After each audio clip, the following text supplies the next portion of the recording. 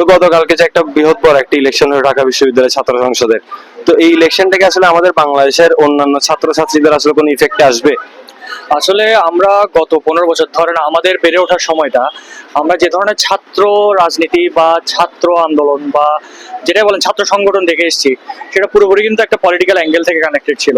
সেটা ছাত্র সংগঠন, একটা ছাত্র সংগঠন, সেটা যে ছাত্র সংগঠনই হোক, রাজনৈতিক হোক বা বিশ্ববিদ্যালয়ের হোক, সেটা যদি ছাত্রদের স্বার্থে কাজে আসে সেটা হবে এটার মেইন গোল।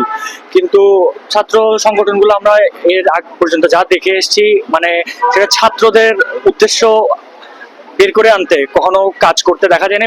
পলিটিক্যাল এজেন্ডা গুলো সেগুলোতে টানা হয়েছে।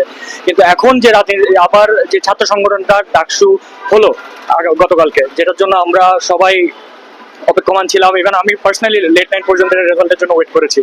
এখন আমাদের এক্সপেকটেশন ওখান থেকে, সেটা যে পলিটিক্যাল সেন্টার থেকে তারা ছাত্র ডাকসুর পদগুলো পেয়ে থাকুক না কেন, কিন্তু তারা যদি লিটারালি ছাত্রদের উন্নয়নের জন্য, যেমন ধরেন ঢাকা ইউনিভার্সিটি ইন্টারনাল ছাত্রদের অনেক ধরনের সমস্যার জিনিস আছে, যেমন পুরোনো দিনে দেখা গেছে গেস্ট রুম রিলেটেড জিনিসগুলা উঠে আসছে, র্যাগিং জিনিসগুলো উঠে আসছে। তো ছাত্রদের তো একটা ঢাকা বিশ্ববিদ্যালয়ের মতো বাংলাদেশের সব থেকে বড় বিদ্যাপীঠে তারা চাবে ছাত্রদের একটা স্বাধীনতা, তাদের একটা সব ছাত্র যেন সমান ইয়াতে থাকে। কিন্তু দেখা যায় যারা ওই ধরনের পলিটিক্যাল সংগঠন বা ছাত্র সংগঠনে থাকে, তাদের একটা কোরাম হয়ে যায়। সাধারণ ছাত্রদের তখন একটা মলেস্টিং এর জায়গায় পড়ে যেতে হয়, তাদেরকে একটা ইউজের জায়গায় ফেলে দিতে হয়, তাদেরকে নিজেকে ছোট করে ফেলা হয়। তো ছাত্রদের উন্নয়নগুলো যদি হয়, যেমন যেটা যদি আসলেই আপনার ডেমোক্রেটিক ছাত্র সংগঠন যদি হয়, যেটা ছাত্র একদম রুট লেভেলের ছাত্র থেকে, আপনি দেখতে পারেন, আমার কথা হয়তো বড় হয়ে যাচ্ছে, কিন্তু আমি যেটা ছাত্র হিসেবে যেটা ফিল করি, সেটা হচ্ছে একটা ঢাকা বিশ্ববিদ্যালয়তে কিন্তু বড়লোকের ছেলেরা পড়ে না। এখানে কিন্তু খুব গরিব দুঃখী মানুষ, একদম দেশের এক কর্নার থেকে উঠে আসা ছাত্ররাই কিন্তু আসে। তো তারা ঢাকা বিশ্ববিদ্যালয়ে আসে তাদের জীবনটাকে এক্সপ্লোর করতে, ঢাকার মতো শহরে যায় জীবনটাকে এক্সপ্লোর করতে, জীবনটাকে একটা ভালো দিকে নিয়ে যায়, একটা ভালো ক্যারিয়ার করতে। তো ছাত্রদের জন্য যদি ইউনিভার্সিটিতে ছাত্র সংগঠন থেকে যদি তাদেরকে ওই ধরনের কোনো জিনিসে এগিয়ে নিয়ে যাওয়া হয়, যে কারণে ছাত্র দিয়েই তো দেশ বড় হবে, দেশ উন্নতি করবে। তো ঢাকা ইউনিভার্সিটির এই সংগঠনটা যদি ওরকম এক্সাম্পল সেট করতে পারে, আসলে সেটা যদি ছাত্রদের খাতিরে, ছাত্রদের উন্নয়নে, ছাত্রদের ভালোর জন্য যদি কাজ করে যায়, সেটা পুরো দেশের জন্য একটা ভালো ইম্প্যাক্ট ফেলবে, পুরো দেশের ছাত্রদের জন্য, সংগঠনগুলোর জন্য একটা ভালো ইম্প্যাক্ট ফেলবে। আপনি কি এখানে কোন ইনস্টিটিউশনতে পড়ালেন? আমি চিটং ইন্ডিপেন্ডেন্ট ইউনিভার্সিটিতে আছি। ইন্ডিপেন্ডেন্ট, অবভিয়াসলি চট্টগ্রাম একটা প্রাইভেট ইউনিভার্সিটি। আমরা এখনো দেখে আসতেছি যে আমাদের রাজনীতির যে কেন্দ্রবিন্দু কিন্তু ঢাকা বিশ্ববিদ্যালয়।